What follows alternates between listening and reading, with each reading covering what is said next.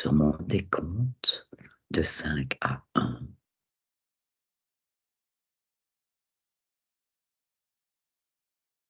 Tu te connecteras au thème que nous allons explorer aujourd'hui. Il concerne les troubles du langage chez les enfants. Comment te sens-tu? Ça va bien. Quelque chose est venu pendant l'induction?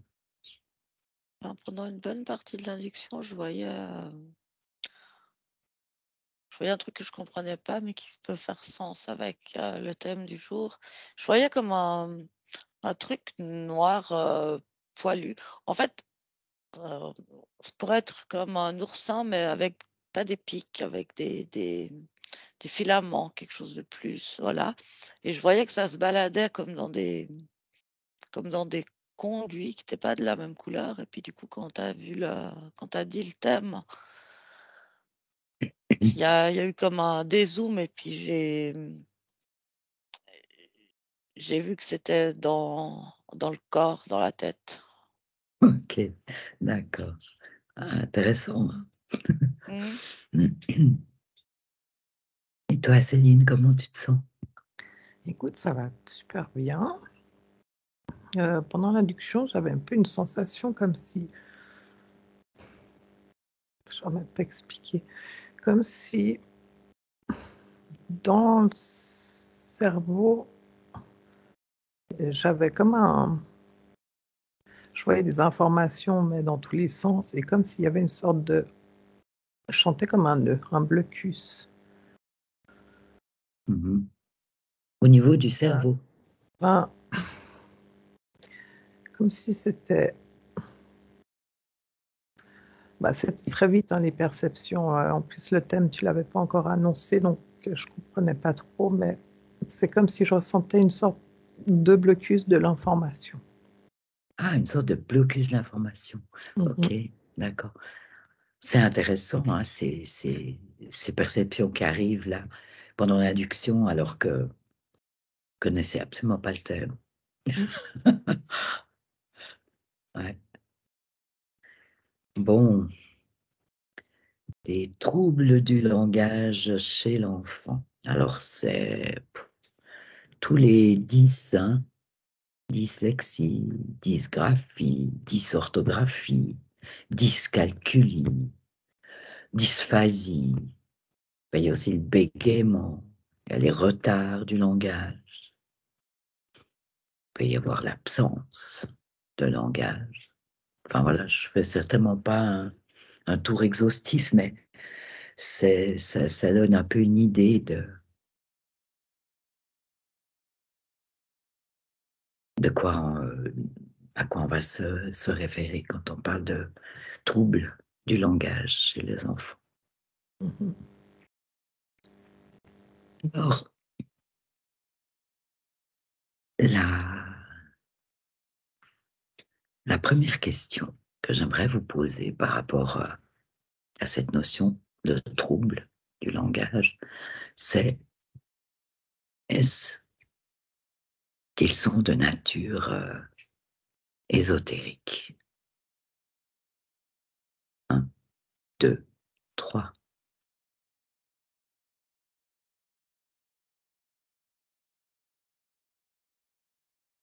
Aude. Bon, oui et non, ça dépend. C'est pas quelque chose, c'est pas forcément. Au départ, j'essayais de suivre un de ces trucs noirs là que je voyais circuler, puis je voyais que ça faisait vraiment c'est comme quelque chose qui se crée au niveau du cœur et puis qui par les vaisseaux sanguins remonte et ça se met dans certains canaux du cerveau et puis ça, soit il stagne là, soit il se déplace, mais dans tous les cas, il provoque quelque chose qui bouge ou quelque chose qui est pas un manque de fluidité. après, quand tu as demandé si c'était ésotérique, ben, je vois que ce, ce truc qui se crée au niveau du cœur, qui est émotionnel, Mhm. il peut ouvrir, ça peut ouvrir des portes à une interférence ésotérique. Ah, ça peut ouvrir des portes. Mm. Ouais.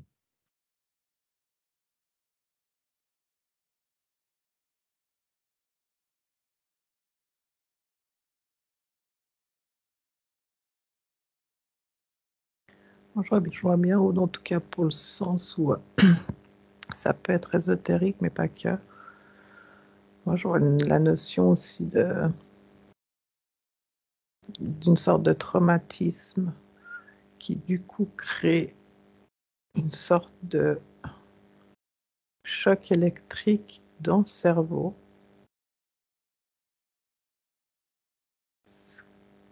Je vois comme des sortes de synapses, et puis quand il y a une sorte de traumatisme, c'est comme si ça coupait l'entrée. Ou, et c'est comme si ça forme une sorte de...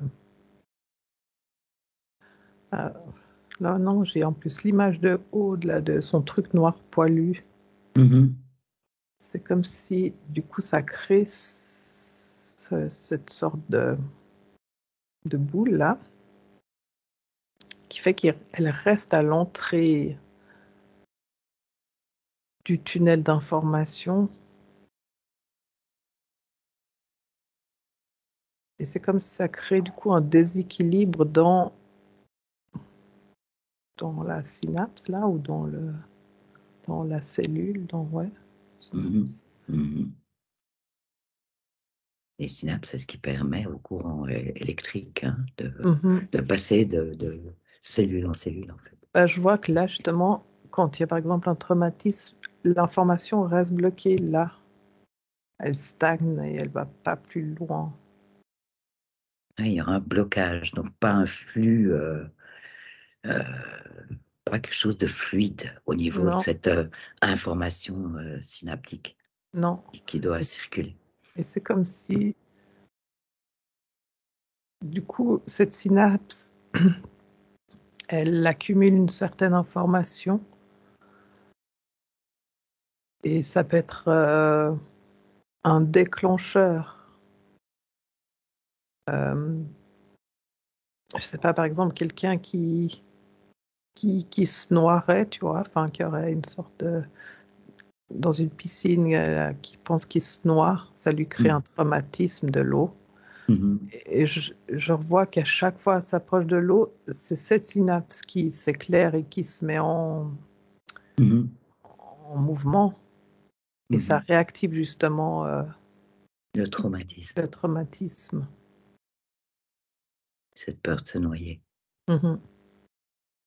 Donc c'est comme si ça stagne effectivement des informations dans le cerveau qui peut être réactivées, bah déjà au niveau du corps, hein, parce qu'après ça, dans les cellules aussi.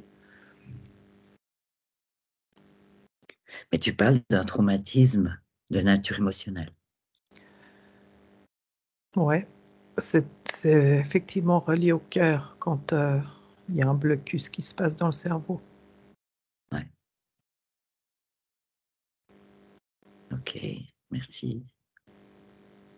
Intéressant, hein?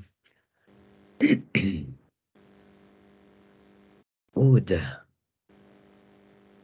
Alors, du coup, j'ai essayé de me rentrer en contact avec un enfant justement qui a des Mhm. difficultés de langage et Oui. je voyais, je voyais son. Alors déjà, en essayant d'avoir un contact télépathique avec, il y a comme une discontinuité, en tout cas chez cet enfant-là qui est face à moi, ce petit garçon. Euh, Il y a déjà une discontinuité de la pensée, c'est déjà compliqué, même de manière télépathique, d'avoir un échange cohérent. Mhm.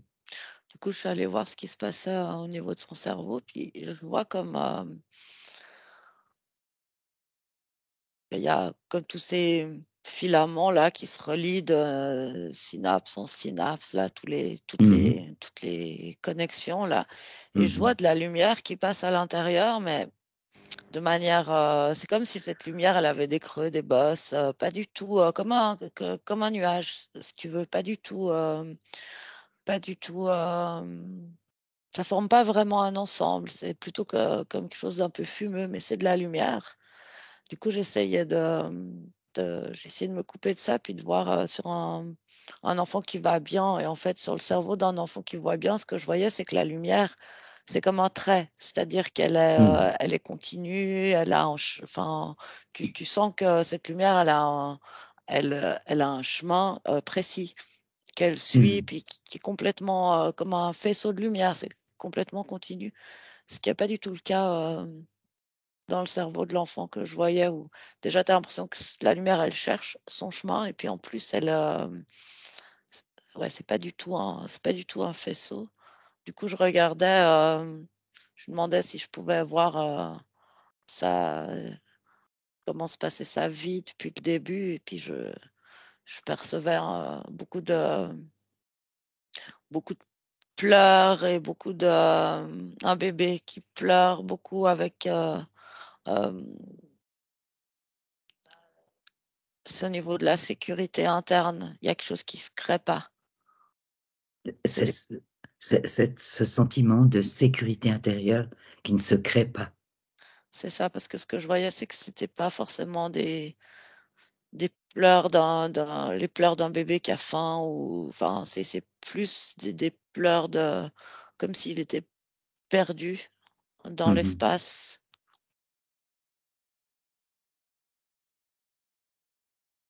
Le bébé peut avoir cette sensation perdue dans l'espace.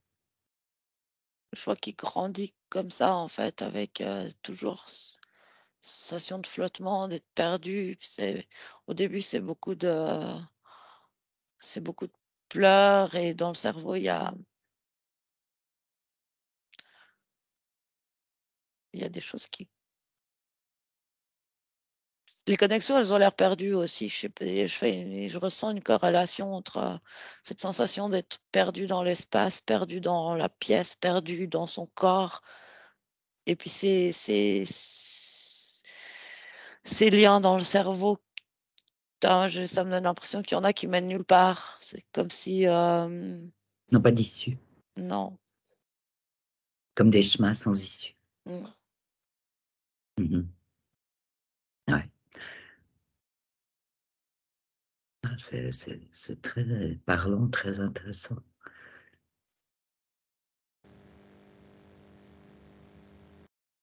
Céline, tu veux exprimer quelque chose là maintenant? J'étais aussi dans le cerveau aussi. Et je vois que l'information, effectivement, elle est perdue. C'est comme si elle cherche son chemin qui est censé mener aux mots et tout ça. Mais je la vois circuler de partout sans jamais réussir à trouver le bon endroit. Et c'est comme si... C'est comme si effectivement, t'as presque l'impression que le cerveau, il n'est pas modelé de la même façon. Ça a l'air plus chaotique et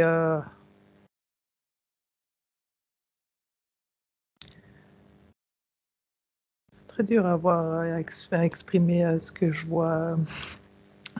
C'est comme si je vois un cerveau d'une personne justement qui s'exprime très bien, un enfant, tu vois. Et Oui. l'enfant qui n'arrive pas à trouver ses mots ou qui est dyslexique.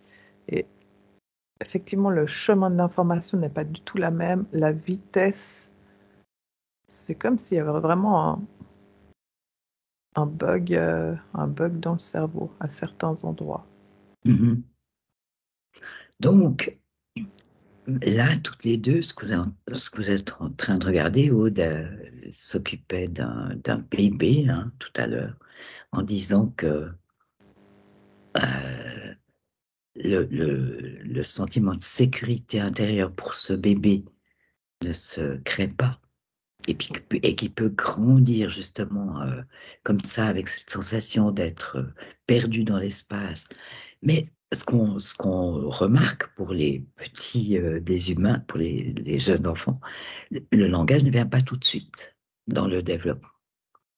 Et euh, je, je voulais vous poser la question de qu'est-ce qui se passe au moment, dans la phase de développement du langage. Mais à ce que je comprends, c'est comme si il se passait beaucoup de choses bien avant cette phase, ce moment où le langage se développe. Aude? Ouais, parce que moi, j'étais pas sur un bébé, j'étais sur un enfant, peut-être 5 ans comme ça. Mais par contre, quand je voulais regarder un peu ce qui s'était créé, je voyais vraiment la base de ce bébé qui pleure. Ouais, Et c'est cet là que... enfant de 5 ans avec cette communication même télépathique, la pensée qui est pas fluide. Donc oui, ça se construit vraiment avant. Il y a vraiment comme quelque chose au niveau émotionnel. Mhm. C'est beaucoup dans le cœur, mais aussi dans le plexus, c'est tous les chakras du haut, en tout cas du plexus à la gorge. Euh, Il y a des émotions qui se créent et qui viennent comme soit boucher, soit perturber, soit troubler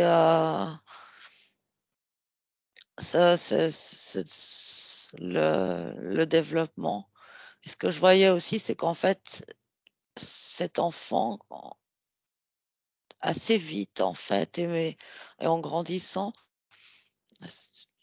il développe comme des addictions pour pouvoir c'est ce qui l'aide à mettre du sens au non-sens.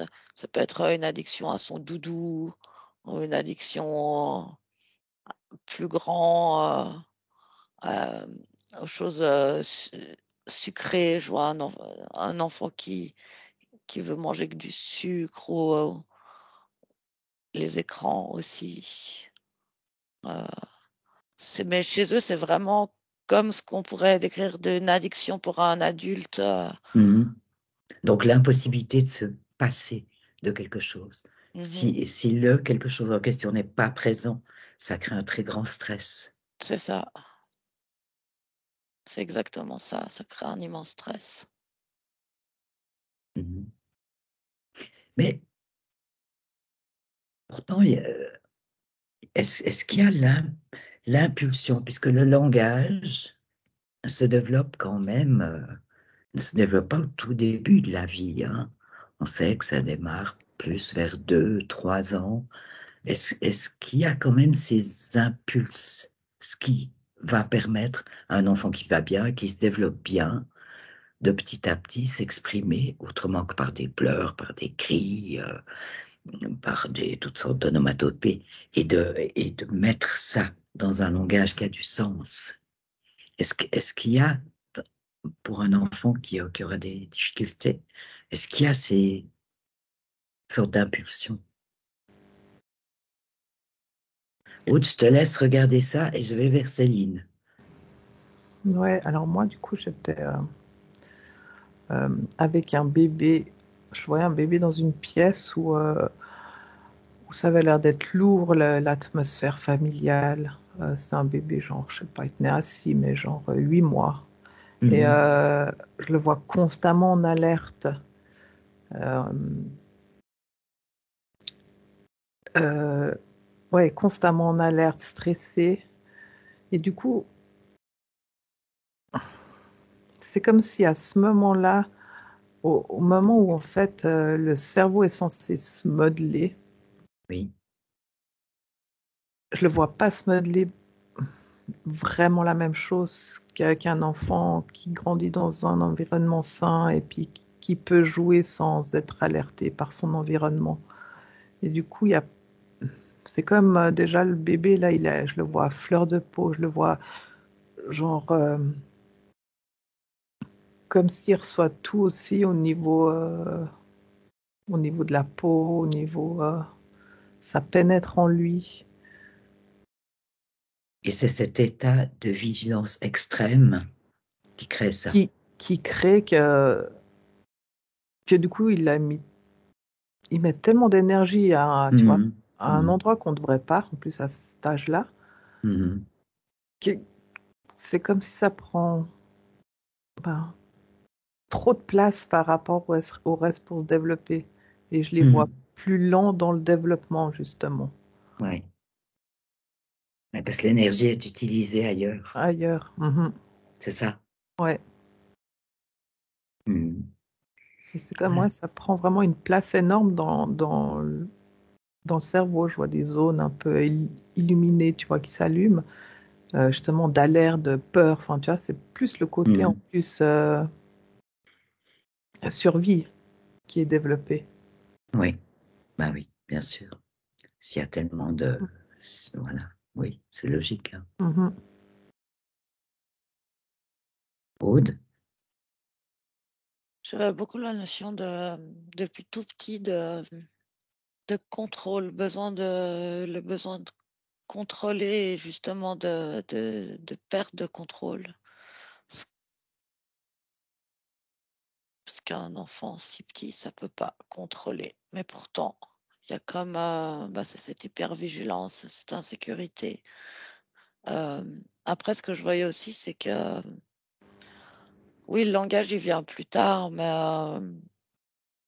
l'enfant, il baigne dans le langage et que très jeune, très vite, il a accès à la compréhension du langage, même de manière très instinctive, je sais pas comment dire, c'est comme si c'était inscrit dans les gènes, dans l'ADN, enfin, où il a vraiment, quand il entend les mots, il y a pas dès la naissance, mais quand même rapidement, il y a un accès sur un enfant qui va bien, qui se développe très très vite et quelque part, un petit développe la compréhension du langage bien avant d'être capable de s'exprimer lui-même avec des mots formés, etc. Ce que Là, je vois, il a accès là, à ce qu'on appelle le champ morphogénétique. Hein. ouais. C'est quelque chose qui est présent. C'est une notion quantique, ça. Ouais, ça résonne complètement.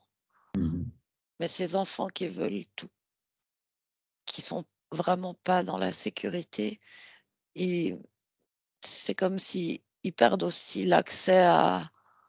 ils perdent l'accès à ce champ-là dont tu parlais, c'est-à-dire que pour eux, le langage fait beaucoup moins sens. Il se perd. Et leur centre à eux, il est au niveau émotionnel, il est au niveau quelque chose d'extrêmement contracté. C'est ça que je ressens. Et du coup, le langage se perd, le langage fait pas sens à un moment, à un âge où il devrait faire sens. Oui, il y a vraiment une énorme déperdition. Et puis l'énergie qui est complètement ailleurs. Et elle est davantage sur ce plan émotionnel, en fait. C'est ça. Et ce que je voyais, c'est que ça peut être le milieu familial, effectivement, sous tous les aspects de la lourdeur d'une famille plutôt dysfonctionnelle. Ça peut être ne pas répondre aux besoins de l'enfant quand il en a besoin, ça peut être les cris, ça peut être voilà, un environnement qui sécurise pas du tout l'enfant. Ou alors, ça peut être une interférence dès la naissance qui empêche, qui met quelque part, la même insécurité à l'intérieur de l'enfant parce ses perceptions sont perturbées. Ouais, ok. D'où la réponse à ma première question au début de la cause éventuellement ésotérique. Et puis vos réponses à toutes les deux, c'était oui et non. D'accord. Oui, c'est une description assez précise hein, de tout ça. Très, très, très intéressant.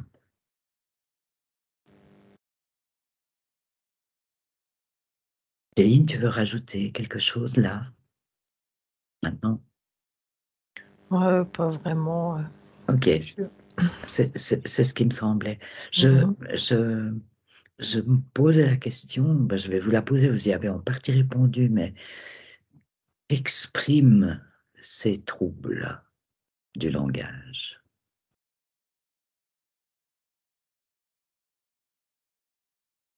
Céline, T'as dit quoi? J'ai pas sûr d'avoir compris ta qu'est-ce, question. qu'est-ce, qu'est-ce, qu'est-ce que ces troubles du langage, ces difficultés au niveau du langage, qu'est-ce qu'ils expriment, qu'est-ce qu'ils manifestent, qu'est-ce qu'ils rendent clair, qu'est-ce qu'ils disent?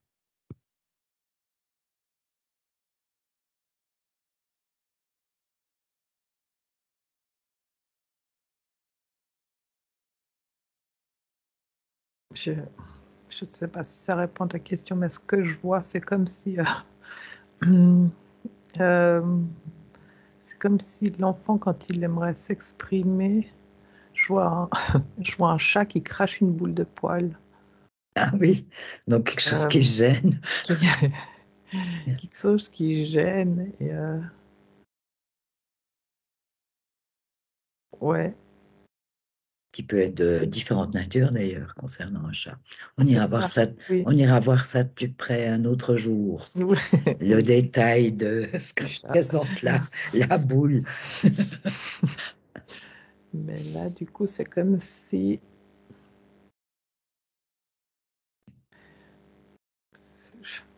c'est bah, la compréhension de plus ou moins ce que j'arrive à voir sur les images qui c'est ça va trop vite en plus, je perds le fil.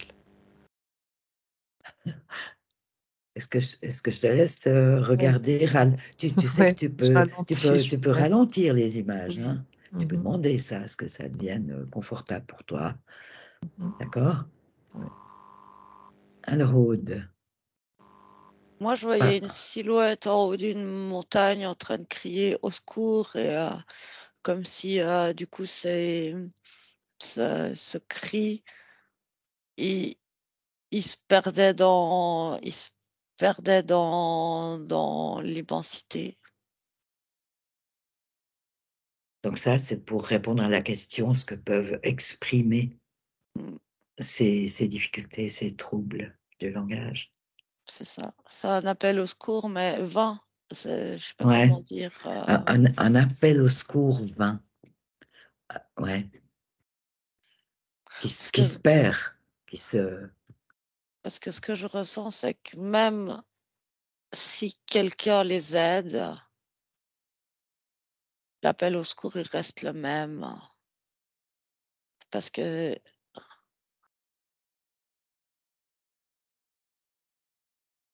parce que le sentiment d'insécurité,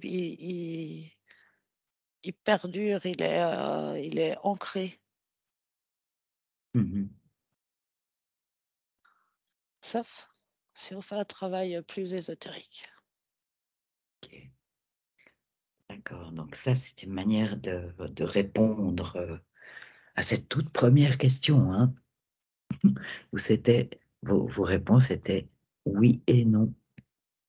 Bon, là, Aude, tu as devancé un petit peu ma prochaine question, qui était, est-il possible de remédier à ces difficultés au niveau des troubles du langage? Est-ce qu'on peut aider ces enfants?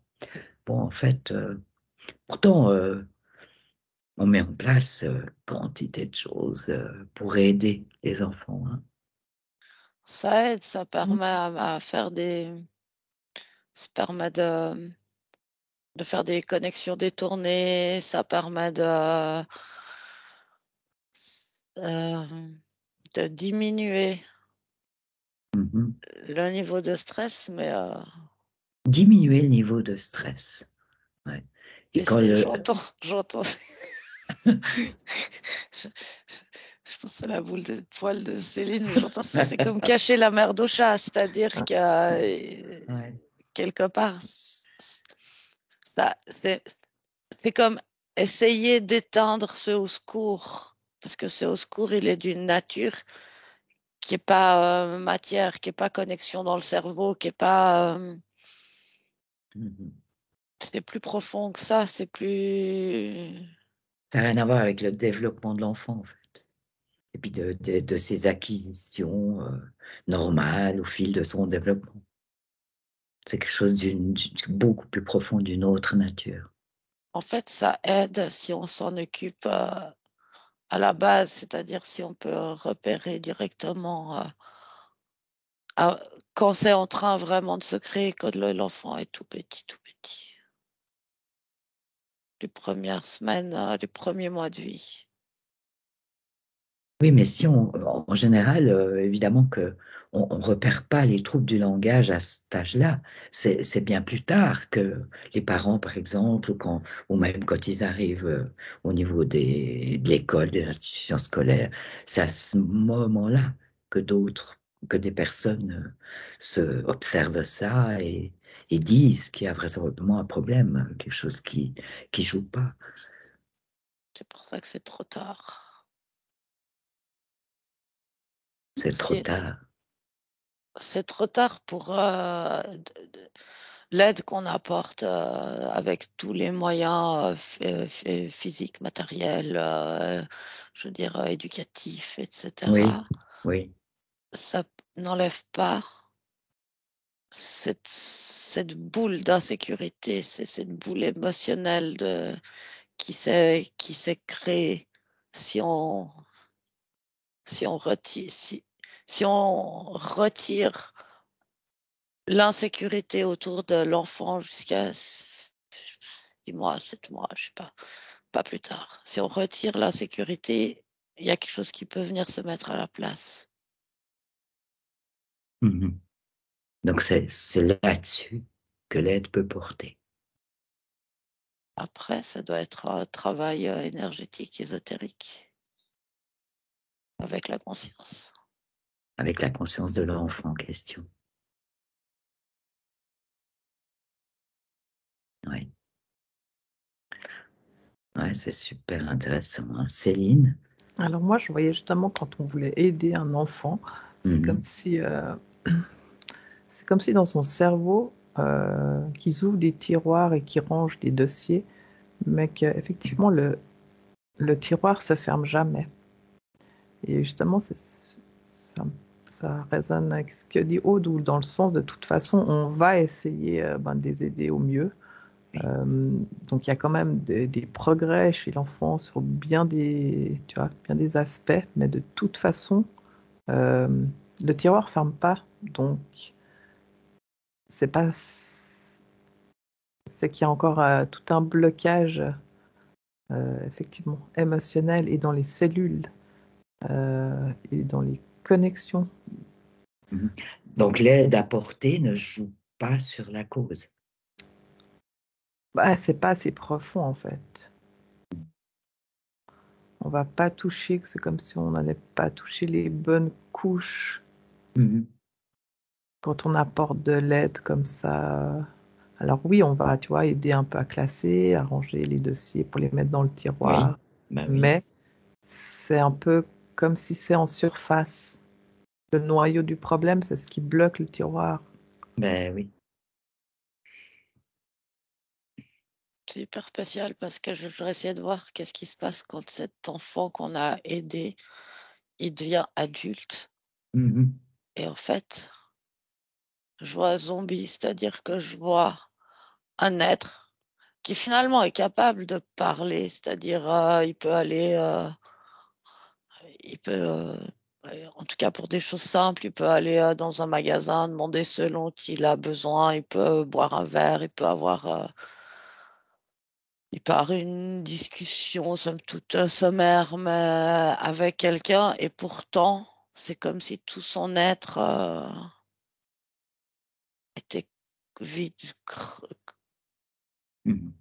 C'est comme si cette boule en fait d'insécurité qui s'est créée. C'est comme Oui. si elle avait grandi et pris la place dans l'être, ce qui en fait quelque chose qui ressemble un peu à un zombie. C'est pour ça que j'ai cette notion-là. Et puis, ce qu'on lui a apporté, les liens qu'on l'a aidé à créer, les choses qu'on l'a aidé à faire, ça lui permet juste c'est une façade, en fait. Ça permet juste un fonctionnement minimal Ouais, dans la société. c'est ça. Ouais, puis encore de loin, hein, parce que pour lui, il fonctionne pas, tu vois, son plein potentiel, du coup. Ah non? Et c'est pour ça que je disais minimal. Ouais, là, c'est juste pour faire croire, de nouveau, tout est une illusion. Enfin, tu vois, on couvre. C'est exactement Ben, ça. on prend pas du tout le problème à la base. Mais c'est comme si, au plus,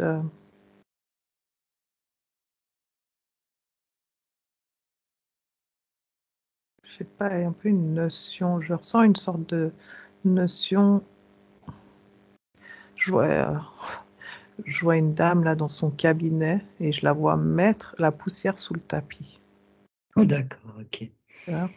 Ouais, donc il y a vraiment, c'est fort là, cette notion de cacher, de s'occuper d'une illusion. Mhm.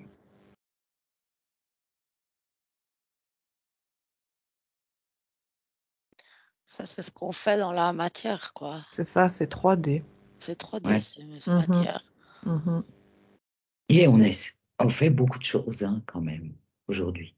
Mais ouais, c'est beaucoup, ça recouvre. Ça recouvre.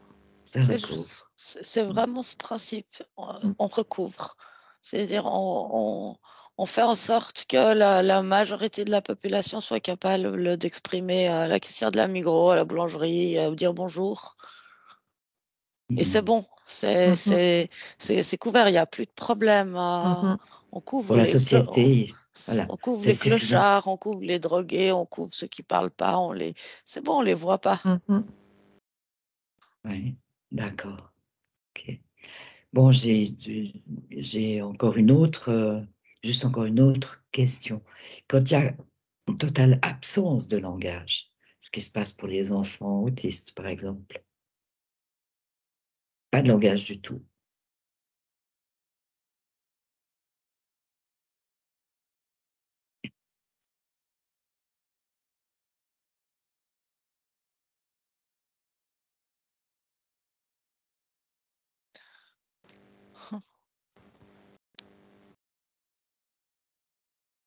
Qu'est-ce que vous voyez? Qu'est-ce que vous percevez? Moi, je vois que je voyais un enfant qui était comme sur plusieurs dimensions. Euh, Mhm. je vois que son chakra du cœur, aux enfants autistes, ils sont hyper ouverts.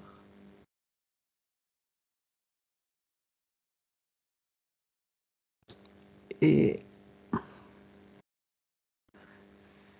mais c'est comme si, mais eux, ils n'ont pas besoin de la parole. Ils ressentent pas la notion de besoin de parler. Mhm. Je sens comme si ils sont tellement hauts. C'est comme s'ils regardent le monde. Là, tu parles de leur taux vibratoire. Ben Tu parles ouais, de quoi? ouais, leur taux vibratoire. Je, Leur fréquence. De quoi tu parles? oui, ouais, je pense que c'est le taux vibratoire que je vois comme. Et ils nous voient comme des fourmis. Enfin, tu vois, je vois aussi l'image qui sont hauts. Ah, comme s'ils étaient très élevés, très en dessus de la Il y a les réalité deux, du coup. quotidienne. Bah, c'est ça, c'est que par rapport aussi à leur taux vibratoire, du coup, ils sont dans une autre réalité. Mhm. C'est comme s'ils percevaient pas le sens du langage, parce que comme on l'utilise, il est, j'entends détourné. Ok, détourné. Ouais. Il fait pas sens pour eux, ouais. Mhm. Quelque chose qui est détourné. Mm. Hmm. Aude, Alors là, il y a quelque chose qui me perturbe vraiment beaucoup. C'est-à-dire que je rejoins complètement Céline concernant ces enfants autistes qui parlent pas. Ils sont comme multidimensionnels tout le temps. C'est-à-dire qu'ils sont connectés avec leur multidimensionnalité. Le langage ne fait aucun sens. De toute façon, pour eux, tout est télépathique. La seule chose qu'ils comprennent pas, c'est pourquoi nous, on les entend pas, pourquoi nous, on les comprenne pas, ce qui peut créer des troubles du comportement et toutes sortes de choses, parce que on est surréaliste pour eux, vraiment. Et ce langage, ça fait aucun sens. Moi, ce que je voyais aussi, c'est que c'est comme si chakra du cœur, troisième œil, ce qu'on peut faire en soins, eux, ils sont tout le temps dans cet Permanence. état-là. C'est un état normal pour eux d'envoyer de la lumière, d'envoyer de l'amour, d'être connectés à ça, à leur multidimensionnalité. Alors du coup, j'essayais de voir qu'est-ce qui se passe pour un enfant autiste qui parle. Et là, ce qui me vient, c'est que c'est des autistes interférés. wow, d'accord. Et ça, c'est très perturbant. Donc, un enfant qu'on dit atteint d'autisme, hein, nous, on met des étiquettes comme ça, on catalogue comme ça, qui est un enfant qui n'a pas de langage. En réalité, bah, il n'en a absolument pas besoin, complètement multidimensionnel. Ça n'a aucun sens. Mais il est vrai qu'il y a des enfants dits autistes aussi, et qui parlent. Et donc, là, ce que tu ressens ou ce que tu perçois, Il y a une interférence et il y a une tristesse tellement immense à l'intérieur de ces enfants, coupés de ce qu'ils sont. parce que l'interférence les coupe pratiquement de leur autisme, en fait, c'est ça. Enfin, de ce qui se... Ouais, c'est pas juste de dire ça, mais en tout cas de leur nature De leur essentielle. nature, ouais. De leur nature essentielle. Et permet un peu de langage. Ouais. C'est l'interférence qui permet ça. C'est ce que je ressens. Et je ressens tellement, il y a tellement de tristesse d'être coupé comme ça.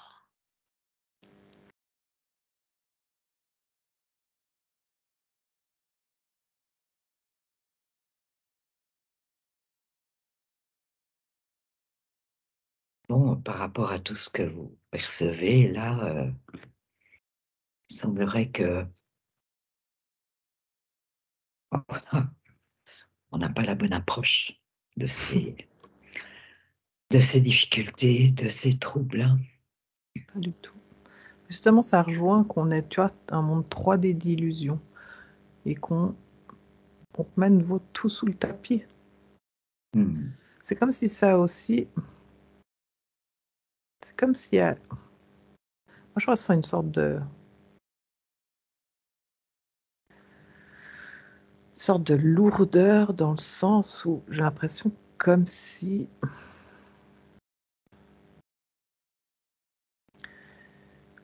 Comme s'il y avait. C'est pas une interférence, c'est pas un égrégore, mais comme si. C'est quoi? C'est comme s'il y a je sais pas, je vois une sorte de dôme sur partout les gens. Au-dessus des gens. Ouais, et c'est comme. Je comprends ces images parce que je vois. Ça fait des capsules autour des gens et que si tu enlèves la capsule, il n'y a plus du tout les mêmes approches, croyances. Il y a une notion d'importance de se retrouver. C'est comme s'il y avait une sorte de une casse, un truc sur la planète entière qui fait mais vraiment comme si on ne peut pas avoir cette conscience. Je sais pas, je m'éloigne, je sais pas. C'est pas très Comme un, clair, hein, mais c'est comme ouais, un brouillage d'ondes, un brouillard d'ondes. ouais, moi je vois comme, ouais. Mais c'est comme si du coup ça, je sais même pas les bons mots parce que il n'y a pas de mots pour exprimer, mais c'est comme si ça brouille les consciences. Alors pensez pas les consciences comme on y pense, mais c'est vraiment comme s'il y avait un voile Mhm. de monde 3D justement. Euh, et cette emprise fait, fait qu'il y a une sorte de lourdeur sur chaque conscience et ne pas vouloir trop chercher, tu sais, trop trouver des réponses. C'est justement aller cacher le problème, là où on trouve un problème, on le déplace, mais pas aller creuser. Est-ce C'est qu'il comme y a est-ce qu'il y a comme une impossibilité d'aller creuser? ben, je ressens avec ce voile, ce truc qui est sur la planète, dans le sens où on va faire les choses, c'est comme un conditionnement. Et quand, par exemple, envoyer le voile à, à une personne pour voir comment elle agit, bah déjà, c'est comme elle retrouve sa multidimensionnalité. J'ai l'impression qu'on est vraiment écrasé par une voile d'illusion et de contrôle mental où peut pas, on peut pas être. C'est clair ce que je dis? Oui, bah, tu décris la matrice hein, dans laquelle on se trouve, Ouais, en fait. Mm. mais qui est effectivement très ancré sur la pensée, sur la parole, sur les croyances et le faire du coup. Et l'être, ouais, enfin, la matrice, enfin, du coup. Mais oui, ouais, ok. Tu veux dire que ça joue beaucoup sur la couche, sur la sphère émotionnelle et la sphère mentale de l'être humain. Oui, C'est ça, quand tu regardes ça. c'est comme si on est complètement déconnecté de ce qu'on devrait être. Ça n'a rien à voir, quoi. On n'est plus les mêmes humains. Et je vois. Ouais. Mm. Et toi, Aude, qu'est-ce que tu Ah, perçois? je rejoins Céline. Pour moi, c'est vraiment des ondes qui créent comme un brouillard. Mais il y a des ondes, j'ai envie de dire, d'ordre terrestre entendable, pas entendable, mais qu'on connaît. Les ondes Wi-Fi, machin, tout ça, là. Puis il y a des ondes comme extraterrestres qui sont qui font pas partie justement de notre langage, de notre connaissance, qui viennent d'un autre plan. Et ce que j'ai la sensation, c'est qu'il y a une augmentation des ondes et terrestres et extraterrestres parce que c'est comme si nos corps euh, avaient, avaient une forme d'accoutumance et au final, ils n'étaient plus aussi utiles. Et du coup, c'est comme si là, ils sont depuis plusieurs années, et à un moment, il y a vraiment, ils amplifient, ils amplifient, ils amplifient. Et il y a ils recréent en fait une sensibilité exacerbée qui touche Mhm. énormément de monde et qui touche beaucoup les enfants. Mhm. Mais pourtant, il y a des enfants qui n'ont pas de troubles du langage, qui se développent tout à fait normalement par rapport à ça.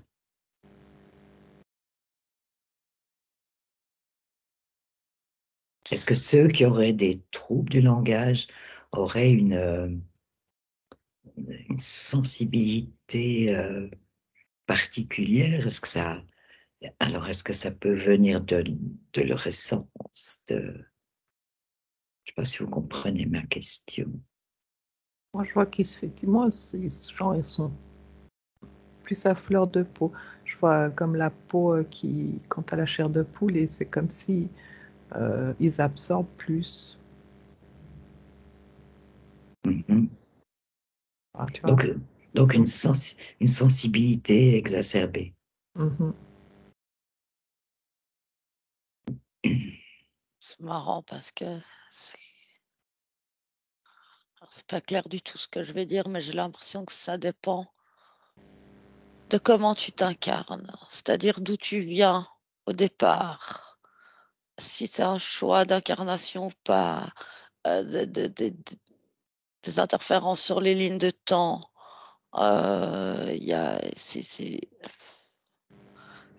Mais oui, il y a certains qui ont une sensibilité beaucoup plus importante, comme si ils n'avaient pas le bon encodage génétique ADN, je ne sais pas, pour.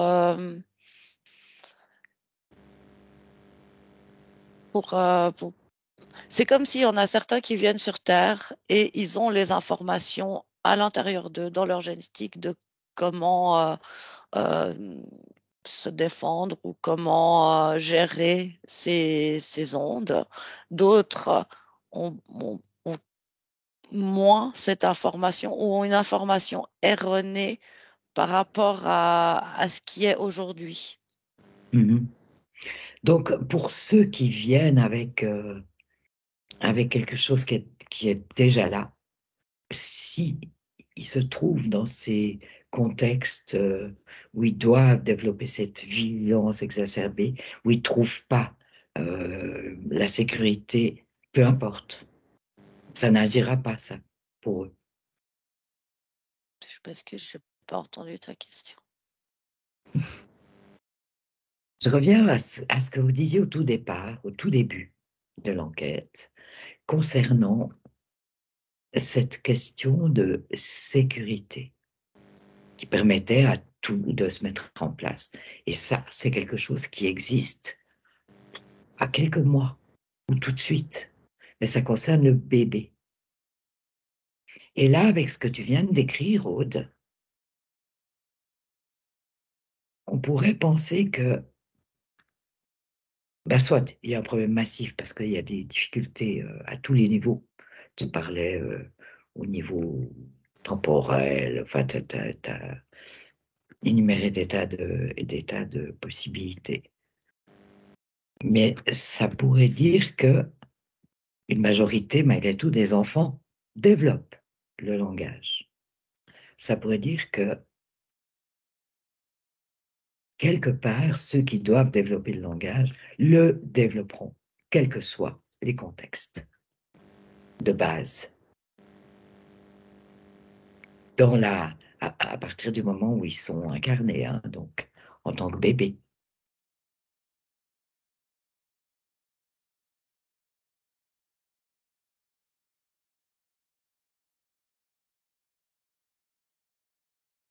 Certains sont mieux protégés que d'autres. Ils sont mieux protégés. Mais certains sont aussi bloqués dans un développement potentiel.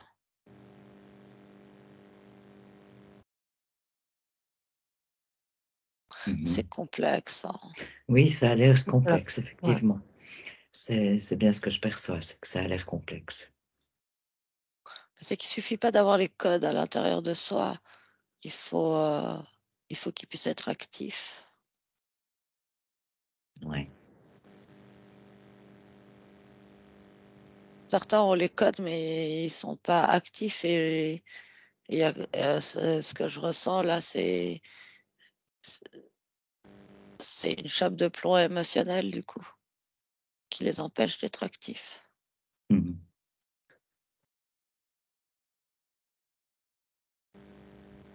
Ok, Céline, comment tu comprends ça, toi? Ouais, je rejoins bien Aude, et effectivement.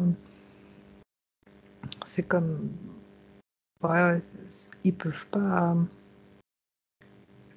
sont pas à leur plein potentiel, effectivement, quand ils ont développé ailleurs et mais c'est comme si aussi je vois un bébé qui a été poussé dans son incarnation. Si c'est pas lui qui choisit, tu vois, c'est une interférence. Là aussi, ça donne pas la même. Ça va pas donner du tout le même enfant. Enfin, On va pas pouvoir se développer de la même manière. non, D'une manière optimale, tu veux dire. non, bah ouais, pas du tout optimal, ouais. Mm. Mais effectivement, c'est complexe. Puis ça a l'air d'être. Il y a beaucoup de ramifications et tout va dépendre. Tu sais, ouais. Par rapport à ce que tu dis, je vois que ça dépend s'il est poussé intentionnellement dans un contexte familial complexe, malsain, complexe. Ben, ça va amplifier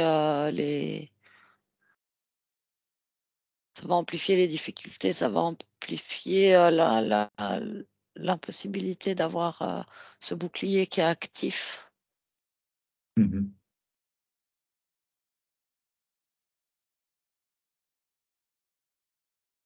Puis il y a des exceptions. Oui.